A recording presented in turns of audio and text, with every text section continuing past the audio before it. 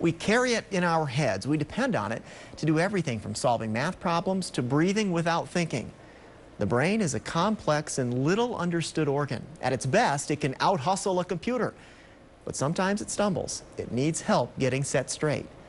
The condition we call dyslexia is as common as it is confounding. As many as 1 in 5 people may be dealing with symptoms. This week, Daybreak anchor Rhody and Steve Betchkal go inside the mind of a bright, charming, and lively 11-year-old Eau Claire girl who is learning to deal with the everyday demands of a disorder that is frustrating but entirely beatable. This is part 1 of Seeing Past Dyslexia. The concept of art is as beautiful as the finished product. The world of shapes, colors, and symbols that meets our eyes becomes the stanzas of Angelou, the brushstrokes of Picasso, the lyrics of Dylan. For 11-year-old Addison Gloy, dance is art. It makes perfect sense to her, as expressed in the studio, not on the printed page. Have you ever had vision that was blurry, like if you get your eyes tested and they put the stuff in your eyes? Okay, sometimes it's that. The way she explains it, that's the best we can get from it. Or the letters, they don't literally jump around and dance, but she kind of says they do move. Addison is an artist. Addison is bright and beautiful. Addison has dyslexia. Like your brain sees an H, but it can't tell if is it looking at it this way, is it this way, is it this way? It can't orient the letter in the right spot on the page. Does dyslexia mean seeing words backwards? That may be part of it, but it's often not that simple. Let's take the 3-letter word art. You and I may see the word as it's meant to be delivered. A-R-T. But for people with dyslexia, the letters shuffle into any of 40 possible recombinations. Good. Sometimes word retrieval can be an issue. Sometimes people pull the wrong phrase when they're trying to speak. So someone might say allocate when they mean advocate. I had a kiddo one time say, "Did you see my backum?" And it took a little bit of, "What do you mean your backum?" "You know, my soccer game when we were behind and we came back." Or let's take a letter from the alphabet. You and I see this letter P here, but hold on, this could actually just as easily be the letter D. And it probably wouldn't take much to even see this as the letter B. And probably wouldn't take much to even convince the brain that all along it was the letter Q.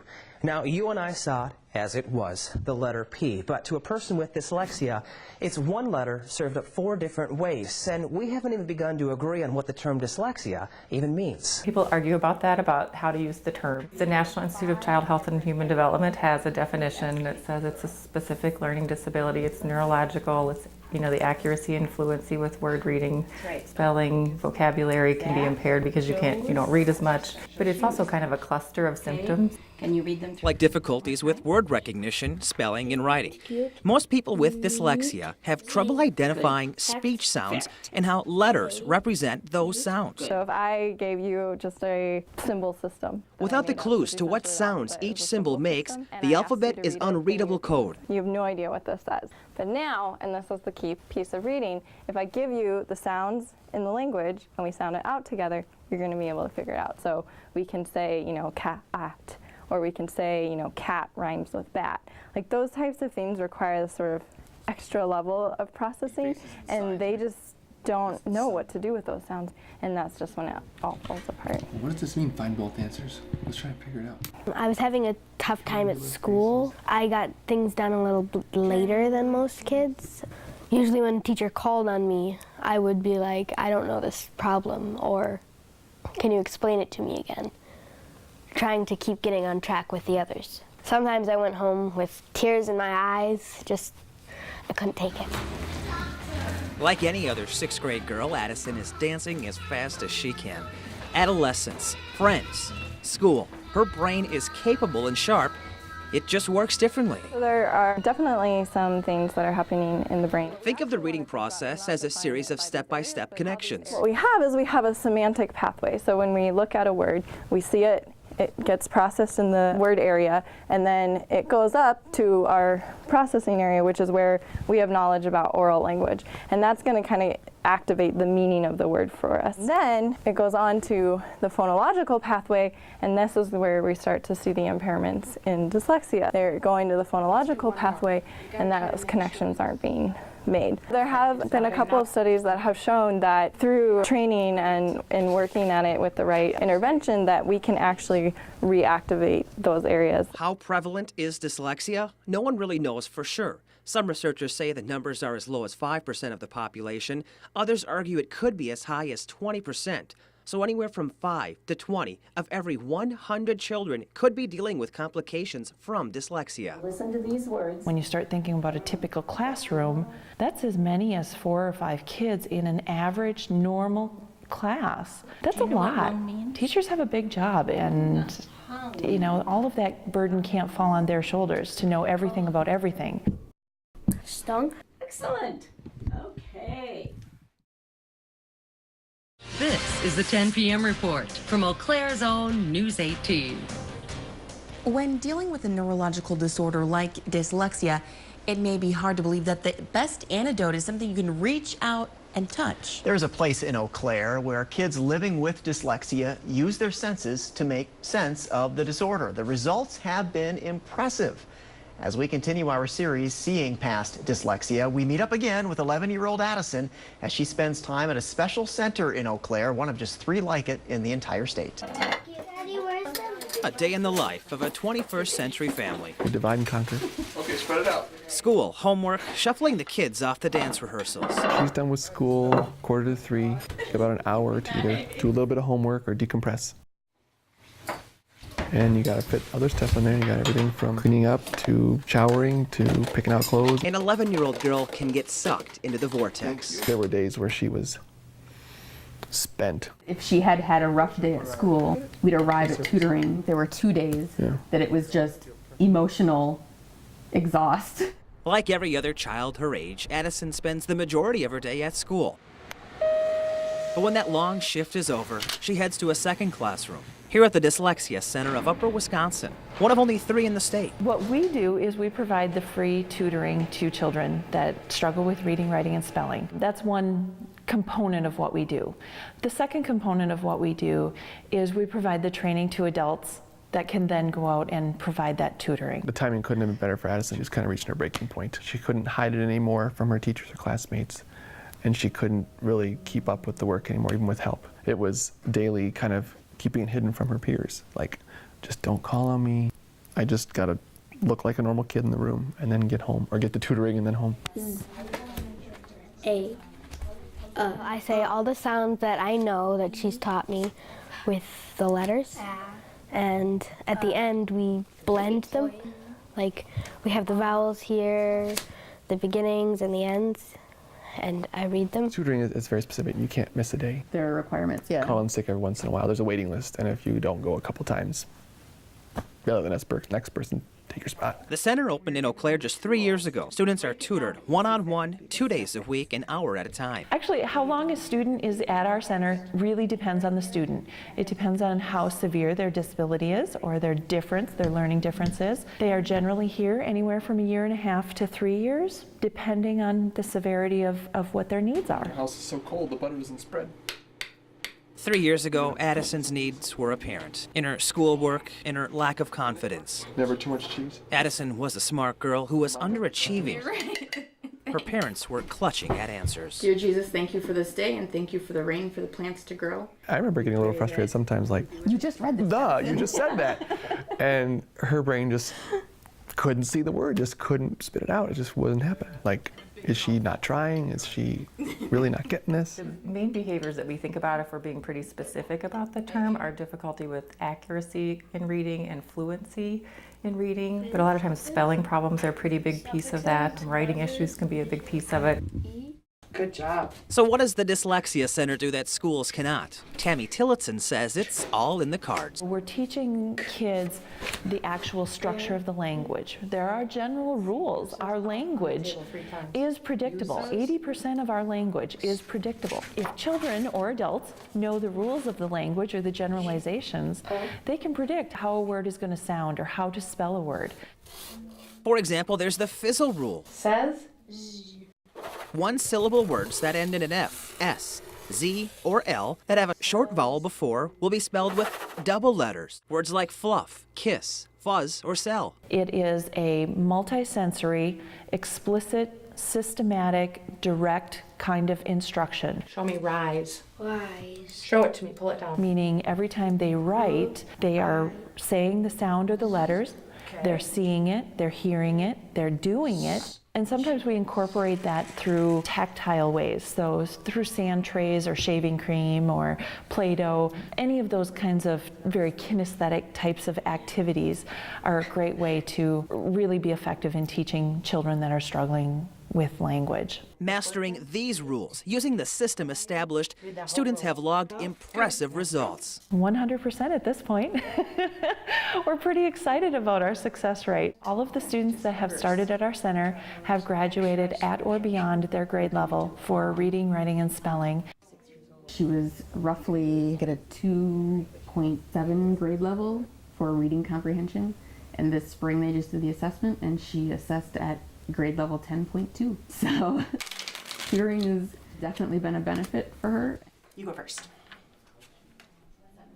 You know, we're learning so much about this along the way, and you know, I think a big thank you to Addison for having the courage to speak about this, and her parents as well. You Very know, brave girl. Dyslexia is not a disease. You can't catch it, you can't cure it, but you can inherit it from your parents. And so Addison, you might not be surprised to hear she's not the only one in her family with dyslexia. And tomorrow we'll explore the genetic patterns of the disorder. We'll meet a relative of Addison's who has not allowed dyslexia to get in the way of a very successful career. So do not miss our third and final piece of Seeing Past Dyslexia. That's tomorrow night at 10 right here on Eau Claire's own News 18.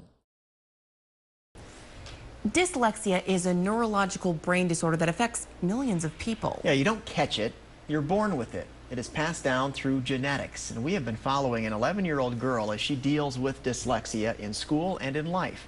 Tonight in our series, Seeing Through Dyslexia, we meet her uncle, Todd, whose dyslexia has not come close to barring him from a successful career. Rhody and Steve Betchkal have the story. Afloat, aboard. I knew my husband had dyslexia throughout his entire life. Didn't realize it was hereditary until our third son was struggling in school. Two sons both have it, so I have a fourth grader as well. And probably not diagnosed, but probably other family members as well. Definitely my family has a history of dyslexia. Dyslexia isn't a disease. You can't catch it, and you can't cure it, but you can inherit it. It would have been my mother's father, to my mom, to my brother, to Addison. So it hasn't skipped a generation at all. Kind of moved around in the family a little bit. I'm Todd Albaugh, born in Richland Center, Wisconsin, and now living in Madison. And I have the distinct honor and pleasure of saying this is where I work. I'm Chief of Staff to State Senator Dale Schultz, working in the South Wing of the state capitol, and been in and out of the building for about 20 years. I had a high school principal that told me that I'd probably never graduate. I had an English teacher that showed me what she thought was my IQ and told me that I should readjust my priorities in life because I'd probably never amount to anything. I had teachers telling me that my handwriting was terrible, that I was lazy. You are frustrated because you know inside that you're trying as hard as you can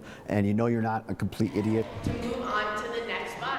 Idiots don't succeed at life. Idiots don't go on to work for state senators. And to be told, no, you're not an idiot, no, you don't have a low IQ, no, you don't have to limit yourself, in your life. To hear that from someone who was a professional, who had a degree, who was able to diagnose that, that was probably my aha moment. Todd won a job in Madison. He was asked to go win a race for his current boss, and he did. Todd's dyslexia hasn't stopped him. I read very well. I don't see letters backwards, really, but numbers are still a nightmare. I can work on state budgets, understand a state budget, and I could explain to you, where money went from taxpayers into an agency and follow all that, but to balance my own checkbook, forget it. It drives you crazy because I'll write down transpose, and instead of 52, it comes out 25, and if you don't get it right away, then you try to add things up, and it's like, what the heck's going on? Addison inherited dyslexia, same as Todd.